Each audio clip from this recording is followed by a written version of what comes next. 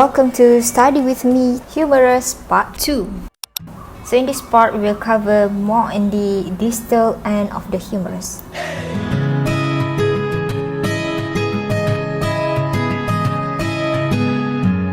So distal end of the humerus, we can divide it into articular part and non-articular part. For the articular part, we have two structures. We call it capitulum and trochlea. For non-articular part, we have several structures. We have three fossa: the radial fossa, coronoid fossa, olecranon fossa, and the last part is the medial and lateral epicondyle. And we will go part by part.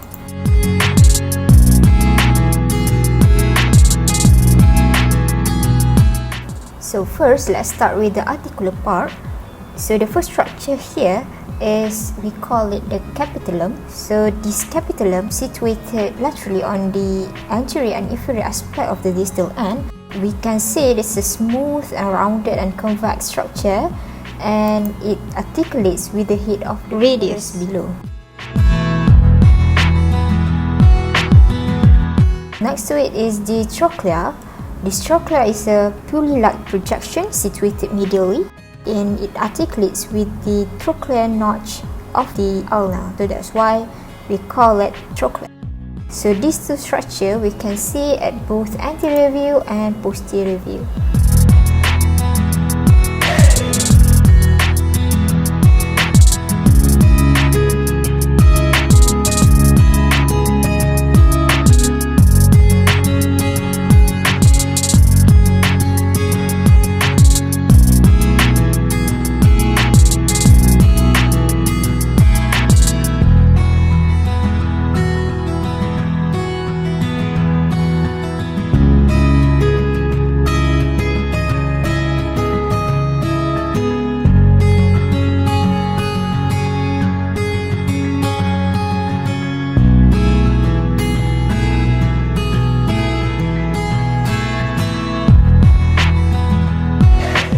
So moving on to the next part, which is the non-articular part.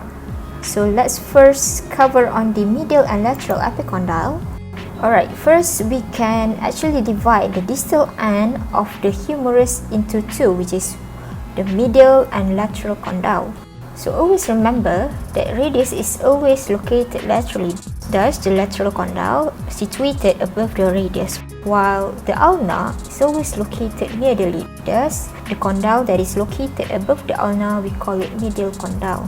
So the structure that is situated at the periphery of the lateral condyle, we call it lateral epicondyle, while the bony projection that located at the periphery of the medial condyle, we call it medial epicondyle.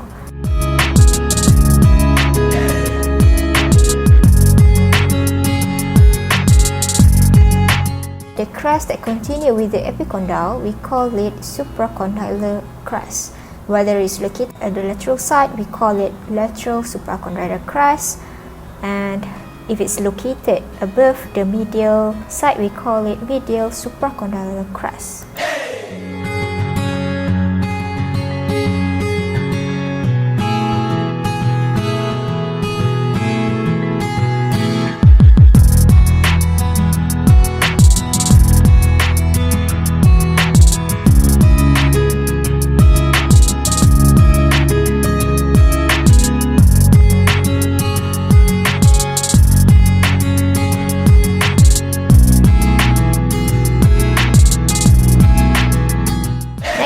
We have three fossa: radial fossa, coronoid fossa, and olecranon fossa.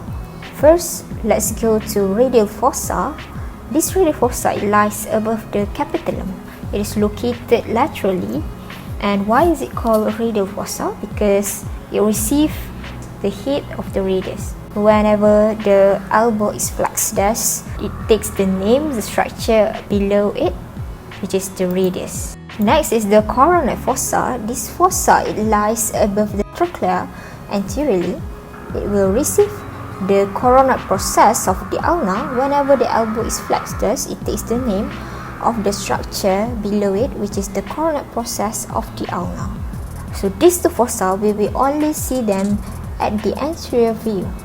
while at the posterior view there is one more fossa. We call it olecranon fossa, This is the only fossa that is located at the back. And why is it called olecranon fossa? Because it receives the olecranon process of the ulna when the elbow joint is extended. So it takes the name of the structure that below it.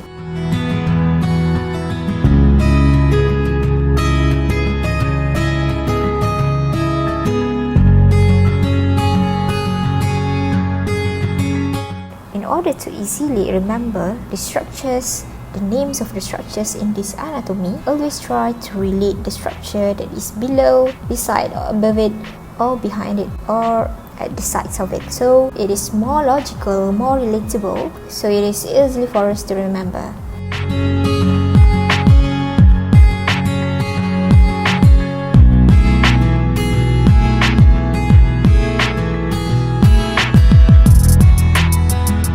Alright guys, thank you so much for watching my videos. So don't forget to catch up on my next video. Don't forget to subscribe. Thank you.